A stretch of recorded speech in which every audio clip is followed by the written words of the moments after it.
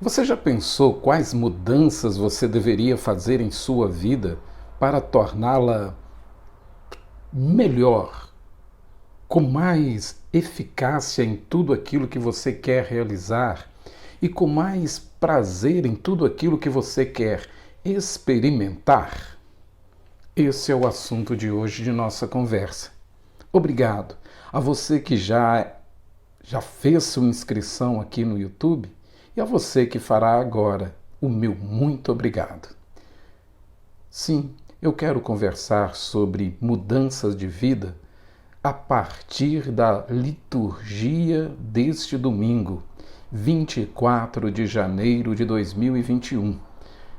É que algumas pessoas mandaram mensagem para mim nessas últimas semanas, já nesse mês de janeiro, dizendo assim: como não está mais sendo transmitida a missa ao vivo da Paróquia Santo Antônio pelo YouTube, quem sabe o padre se anime em pelo menos gravar a homilia? São pessoas que moram longe que dizem isso. Mas também algumas pessoas que moram perto e que gostariam de poder rever aquilo que estava sendo dito, gostaria de aprofundar em alguma coisa, enfim. A minha ideia é deixar aqui, aos domingos, uma pequena reflexão, de tal modo que quem foi à missa comigo consiga aprofundar no tema e quem não foi poderá, se interessar, acompanhar um pouco das minhas sugestões de reflexão para a liturgia do domingo. Então vamos começar hoje 24 de janeiro de 2021. Eu gostaria de propor a você uma reflexão ao redor do tema da conversão, da mudança de vida, porque basicamente é esse o anúncio feito por João Batista e que aparece no Evangelho. Mas também quero destacar a leitura do livro do profeta Jonas e a segunda leitura da missa de hoje, que é da carta de São Paulo aos Coríntios. Vamos lá. Primeiro, vamos lembrar o tema geral do Evangelho. Vou fazer assim, eu leio primeiro o Evangelho, faço um breve comentário e depois a gente lê a primeira leitura e depois a gente lê a segunda leitura. E depois voltamos no Evangelho e fechamos a nossa reflexão por aí, tá bom? Vamos experimentar? Vamos ver como pode ser? Vamos lá. Vejamos, o Evangelho de hoje. Do Evangelho de São Marcos. Depois que João Batista foi preso, Jesus foi para a Galiléia pregando o Evangelho de Deus e dizendo: o tempo já se completou e o reino de Deus está próximo. Convertei-vos e crede no Evangelho. Passando à beira do mar, Jesus viu Simão e André, seu irmão, que lançavam a rede ao mar, pois eram pescadores. Jesus lhes disse: segui-me, e farei de vós pescadores de homens. E eles, deixando imediatamente as redes, seguiram a Jesus. Caminhando mais um pouco, viu também Tiago e João, filhos de Zebedeu. Estavam na barca, consertando as redes, e logo os chamou. Eles deixaram seu pai, Zebedeu, na barca, com os empregados e partiram seguindo Jesus. Palavra da salvação, glória a vós, Senhor. Enfim, esse é o Evangelho do dia de hoje. Claramente, o chamado de Jesus para que se tornassem pescadores de homens, ou seja, aqueles que ganhariam pessoas para Deus, para a construção do reinado de Deus. Então nós vamos nos dedicar a pensar o que essa fala de Jesus, o que esse convite de Jesus pode significar na sua vida, no que você vem vivendo, nas suas alegrias, nas suas lutas. Sempre que você tiver um texto bíblico para a sua reflexão, lembre-se, o que o texto diz, o que o texto me diz, o que o texto me convida a rezar e o que o texto me convida a fazer. O que o texto diz é o contexto em que aquela parte foi escrita. O que o texto me diz é como você aplica isso na sua vida. Como esse texto me convida a orar, é o momento em que você faz a sua prece com base naquilo que você ouviu da palavra e o que você viu, refletiu na sua vida. E por último, o que o texto me convida a fazer, qual é o meu agir. Então, a partir daí, nós podemos começar uma breve reflexão. É claro que aqui eu vou me dar ao luxo de ser mais longo do que seria na missa. Na missa são 8 minutos apenas. Mas aqui eu gostaria de avançar um pouco mais. Aí você acompanha o vídeo aos poucos, acompanha uma parte apenas. Mas aqui eu vou deixar um tempo maior para que as pessoas que acham importante aprofundar um pouco mais tenham a oportunidade de fazê-lo. Mas o tema do Evangelho de Marcos, capítulo 1, versículos de 14 a 20, é o convite à conversão. Convertei-vos e crede no Evangelho. A palavra Evangelho significa boa notícia. Ou seja, muda de mentalidade, para que mude também suas atitudes. Nós temos uma maneira de pensar, uma maneira de fazer as coisas. Pegue esse seu modo de pensar, pegue esse seu modo de agir e pergunte-se: o que Jesus faria se estivesse em meu lugar? Qual é o modo de agir? Qual é o modo de pensar cristão? O que Jesus faria se estivesse em meu lugar? Essa é uma questão importante para nós cristãos, ou que caminhamos no esforço de nos tornarmos cada vez mais cristãos. A ideia de conseguirmos ter pensamentos e sentimentos como do Cristo. Essa maturidade cristã. Isso é muito bonito.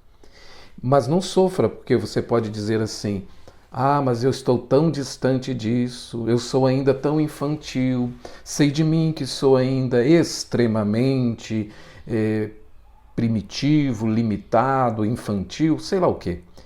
Olha, o Evangelho de Marcos é chamado de o Evangelho do Caminho. É porque ele traça, ele oferece, ele mostra um roteiro, um itinerário espiritual para você crescer na fé, crescer na espiritualidade, crescer na sua experiência de Deus na sua vida. Então é muito interessante isso. Anda com Ele, caminha com Jesus Cristo e você vai aprendendo um modo de ser uma pessoa melhor, uma pessoa mais adulta, mais firme, porque crescemos no tamanho, mas às vezes afetivamente continuamos infantis, limitado. E Jesus passa à beira do mar da Galileia e vai chamando Simão, seu irmão André, pescadores. Ele chama Tiago e João, os filhos de Zebedeu, e caminha com eles. Eles deixam suas redes e seguem Jesus. Essa é a ideia. Quem está lendo o Evangelho de João é convidado a andar com ele para aprender um novo modo de ser. Quando você olha para a sua vida, quando você olha para as coisas como elas estão agora, pode ser que você sinta uma necessidade de ser uma pessoa melhor, de ser uma pessoa capaz de seguir por um caminho melhor. A proposta do Evangelho de Marcos é: anda com ele e você vai aprender um modo melhor de ser. Uma nova mentalidade que vai favorecer um novo agir. Mas eu quero ainda, conforme eu disse no início, dar uma palavrinha sobre as duas leituras de hoje. Vamos então à primeira leitura de hoje, que é Jonas, capítulo 3, versículos de 1 a 5 e o versículo 10. Diz assim: a palavra do Senhor foi dirigida a Jonas pela segunda vez. Levanta-te e põe a caminho da grande cidade de Nínive e anuncia-lhe a mensagem que eu vou te confiar. Jonas pôs-se a caminho de Nínive, conforme a ordem do Senhor. Ora, Nínive era uma cidade muito grande. Eram necessários 3 dias para ser atravessada. Jonas entrou na cidade, percorrendo o caminho de um dia, pregava ao povo dizendo: ainda 40 dias e Nínive será destruída. Os ninivitas acreditaram em Deus, aceitaram fazer jejum e vestiram-se em sacos, desde o superior até o inferior. Vendo Deus as suas obras de conversão e que os ninivitas se afastaram do mau caminho, compadeceu-se e suspendeu o mal que tinha ameaçado de fazer-lhes, e não o fez.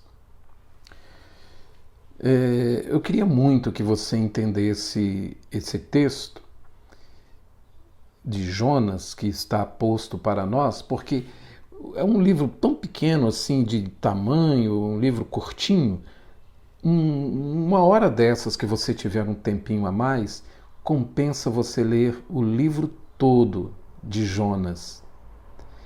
Por ser curto, mas sobretudo por ser extremamente atual.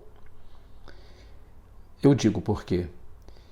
Curto no sentido de que você vai me dizer, não tenho tempo de ler. Ele é um dos menores livros da Bíblia, então é fácil, é rápido. Então você não teria desculpa de dizer, estou sem tempo. Então isso aí já ajuda muito. Mas o melhor motivo é o fato de que o livro de Jonas, ele conta uma experiência de um profeta que pode se assemelhar muito com você. Sobretudo as pessoas que se auto-boicotam, as pessoas que experimentam uma sensação de fracasso, têm tudo para ser uma pessoa de sucesso, mas elas mesmas dão um jeito de não conseguir aquilo que querem. Quando está muito próximo de dar tudo certo, dá algo que sai tudo errado e ela sai falando: eu não consigo, não tem jeito para mim. Então, se você tem sensação de que a sua vida está estagnada, que a sua vida não prospera, que a vida de alguém que você ama está estagnada e não prospera, também vale, porque você vai ler aí o livro de Jonas. Digo isso porque existe uma coisa chamada complexo de Jonas. Complexo de Jonas. Essa expressão é de Abraham Maslow, aquele da terapia humanista, um psicólogo humanista, e ele aproveita a história do livro bíblico de Jonas para nos oferecer uma reflexão que eu gostaria de compartilhar um pouco com você. É que Jonas, o profeta, ele é chamado por Deus a ir pregar aos ninivitas, dizendo: convertei-vos, porque senão a cidade vai ser destruída com todos que aqui vivem. Ele pensa em ir a Nínive cumprir essa vontade de Deus que lhe falou ao coração, mas ao mesmo tempo ele se sentiu extremamente incomodado, com medo de como seria a reação do povo de Nínive. E ele decide, quando ele chega perto da barca que ia para Nínive, ele pega outra que ia na direção contrária. E ao fazer isso, já em alto mar, uma tempestade quase afunda o barco em que eles estavam, e os outros marujos, os marinheiros, a turma toda começa: o que está causando esse azar todo entre nós? Lançam a sorte para saber quem foi e descobrem pelo método deles lá de que se tratava de Jonas. Com isso eles jogam Jonas ao mar, uma baleia o engole e o despeja lá em Nínive, onde ele não queria ir. Um lado dele queria cumprir a vontade de Deus. E um outro lado dele próprio queria fugir de sua missão nesse mundo. Já começou a pegar o ritmo? Começa a fugir da sua missão nesse mundo. Quantas vezes nós fazemos isso? Você sente uma vontade de realizar algo, mas o medo te impede de ir à frente e você vai na direção contrária, fugindo daquilo que você sabe que é o seu caminho, que é o que te realizaria nesse mundo, o que te daria sentido de vida. E aí aparece ele pregando aos ninivitas. É a leitura de hoje que eu acabei de ler para você. O capítulo 3, versículo de 1 a 5 e versículo 10, ele fala aos ninivitas, e aí vem a parte mais interessante. Os ninivitas, versículo 5, acreditam em Deus, aceitam fazer jejum, se vestiram de saco em sinal de penitência, ou seja, tira as vestes nobres e se vestem de penitência, da criança menorzinha até o mais idoso, todos, vendo as suas obras de conversão, tema de hoje, mudança de vida. Os ninivitas se afastaram do mau caminho, Deus se compadeceu, suspendeu o mal que tinha ameaçado fazer-lhes e não o fez.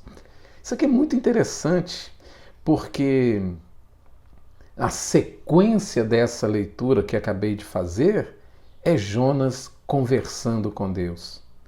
Ele fica extremamente incomodado porque ele anunciou que haveria uma destruição e nada haveria. E ele passa a debater com Deus que ele ficaria como mentiroso. É aí que está o início do chamado complexo de Jonas. A pessoa que não dá conta de lidar com o próprio sucesso e provoca fracassos. Olha que situação! Quantas pessoas você conhece, às vezes, aí dentro da sua casa, na sua família? Pessoas que você diz assim, nossa, tem tudo para dar certo, tem inteligência, tem capacidade, mas será por que a pessoa não avança? Será por que ela não dá certo? Será por que ela não realiza? Tem tudo para realizar grandes feitos, de ser uma pessoa profissionalmente, emocionalmente enorme, e fica uma pessoa pequena, sofrida, parecendo até incapaz.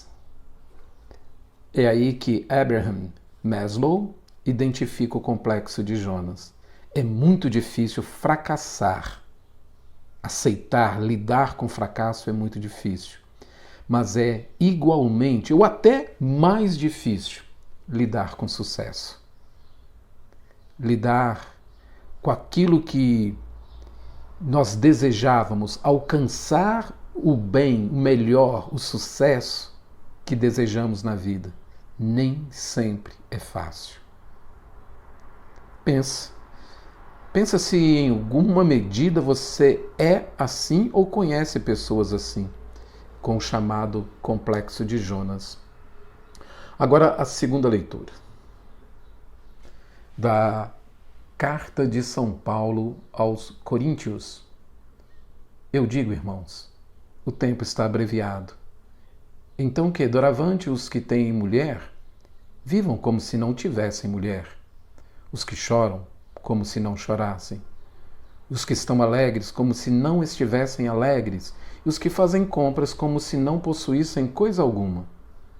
Os que usam do mundo, como se não tivessem gozando.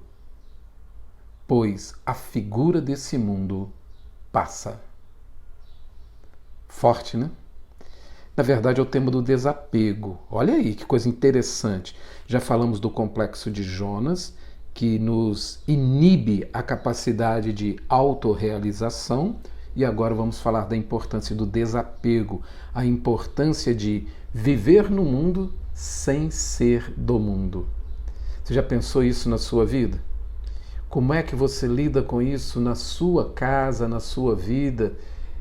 É muito importante que você tenha clareza de como isso pode te ajudar a ser uma pessoa melhor, uma pessoa mais tranquila, uma pessoa realizada. É o tema do desapego das coisas do mundo. Poderia resumir nisso. Esteja no mundo, mas não seja do mundo. Nesse sentido, é necessário que nós tenhamos o cuidado de não ficar muito ao pé da letra, porque eu vos digo, irmãos, o tempo está abreviando, então quem doravante, os que têm mulher, vivam como se não tivessem mulher, os que choram como se não chorassem, os que estão alegres como se não se alegrassem.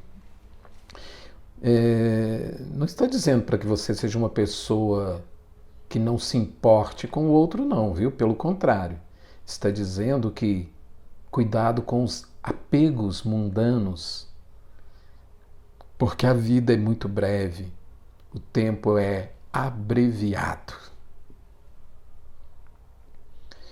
Tem uma expressão latina que eu acho bastante curiosa, né? Sic transit gloria mundi. Um convite a que você perceba que é provisória a glória do mundo. Quando eu ouço essa passagem da carta de São Paulo aos Coríntios, me lembro disso, dessa frase, sic transit gloria mundi. As coisas do mundo são transitórias, são provisórias, não se apegue.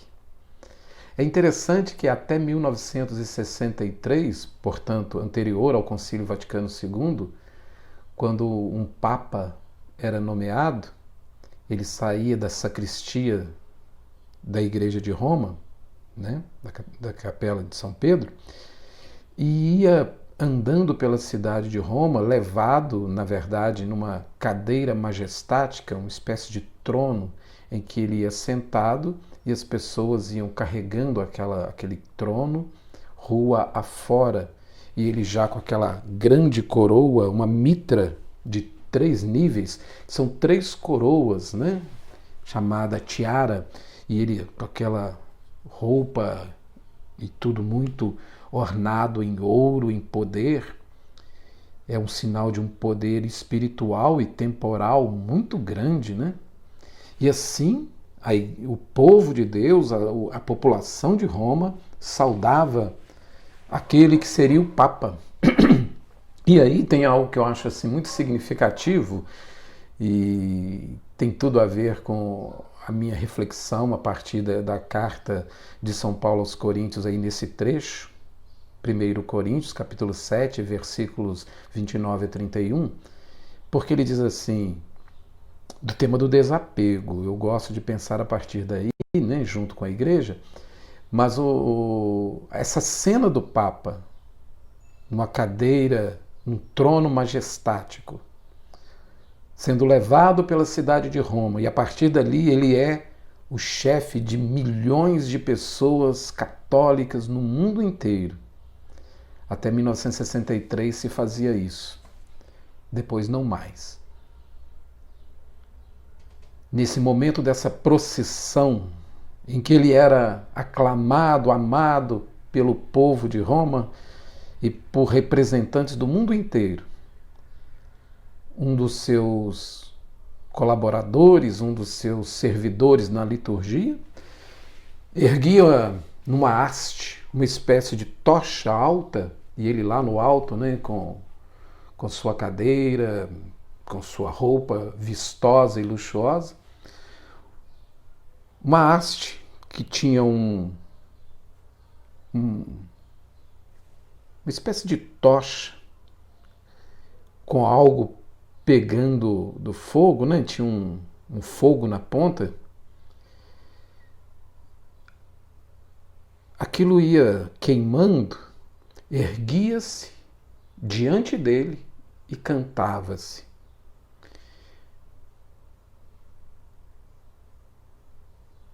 Sic transit gloria mundi.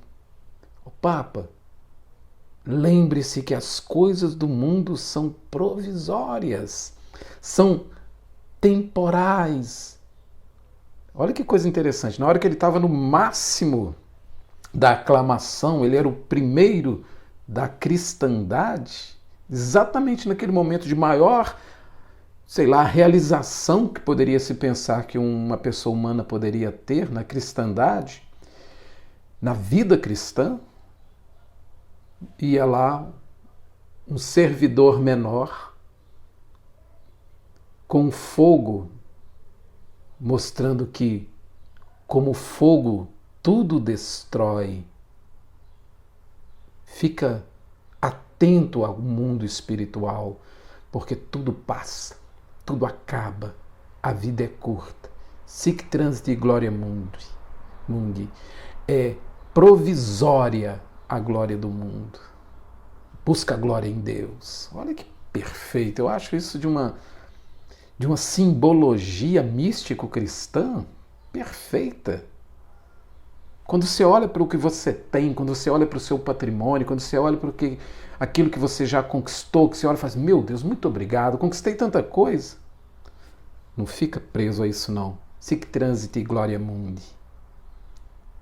É provisória a glória do mundo. Busca uma glória espiritual, porque a glória temporal não irá satisfazer, porque ela é transit, ela é transitória, ela é provisória, ela passa. Então eu fiquei pensando em comentar isso com vocês. E aí voltemos ao Evangelho para a gente terminar a reflexão a qual eu me propus fazer, e fico feliz de poder fazer assim. Não sei se você gostar. Ficou muito longa, assiste um pedaço. E se você gostar, compartilhe, comente aqui embaixo no setor de comentários do YouTube. Você poderia comentar, olha, gostei, achei importante, não achei importante. Dá o like, porque esse like para mim ele é importante. Às vezes, mas para que eu vou dar like? Não precisa de fazer isso não. Para nós que postamos o vídeo, é muito importante que você dê o seu like. Para me estimular também a continuar fazendo, né? Porque senão ninguém se interessa, para que eu vou continuar fazendo?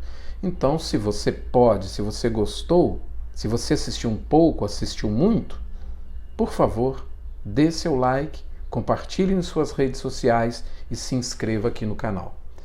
E então, quando a gente volta ao Evangelho agora, é só para que entendamos que aquela primeira leitura lá de Jonas, que vai realizar a vontade de Deus em meio aos seus próprios sentimentos de medo, às suas próprias inseguranças, lendo a carta de São Paulo aos Coríntios, com profunda consciência de que o tempo é breve, que a gente busca uma glória que não é desse mundo, mas que é a glória de Deus. Aí a gente revisita o Evangelho ligado a essas duas forças, a da primeira e da segunda leitura, nós entendemos rapidamente. O tempo chegou. É agora. O que o texto diz, o que o texto me diz, é agora. Que oração brota do seu íntimo. Ó Deus, muda meu coração, dai-me a palavra certa, na hora certa, do jeito certo e para a pessoa certa. Que eu consiga caminhar nessa estrada e ser uma pessoa melhor. Que eu consiga ser uma pessoa capaz de ajudar o mundo a ser reino de Deus. A glória não é nossa, a glória é de Deus. E aí, o que o Evangelho nos convida a fazer? Qual é a sua escolha? Qual é o seu caminho? Qual é a sua atitude? Ao assistir esse vídeo, em parte ou todo, ao refletir por si próprio sobre a liturgia desse domingo, qual é o seu modo de agir que pode ser melhor? Mudança de mentalidade que leva a uma mudança no jeito de ser, de agir. Convertei-vos e crede no Evangelho. Muda de direção, acredite numa boa notícia. Mais uma vez agradeço você que participou aqui comigo no dia de hoje. Vou fazer um esforço. Se aparecer muita gente que curtir, muita gente que gostar, muita gente que pedir, eu vou continuar fazendo. Se ninguém se interessar, eu paro de fazer e pronto, e a gente, vida que segue. Mas eu estou tendendo a propor, a continuar, a me propor a postar sempre no domingo o Evangelho do fim de semana, a liturgia do domingo. E aí, pessoas de longe, pessoas de perto, podem acompanhar a minha reflexão. E eu agradeço a todos aqueles que gostam, que compartilham, que dão like e que me seguem aqui nas redes sociais. Foram 30 minutos de bate-papo aqui com você, que você pode, em outras ocasiões, voltar, ouvir e participar, deixando seu comentário aqui embaixo no setor de comentários do YouTube. Muito obrigado, até a próxima, saúde e paz.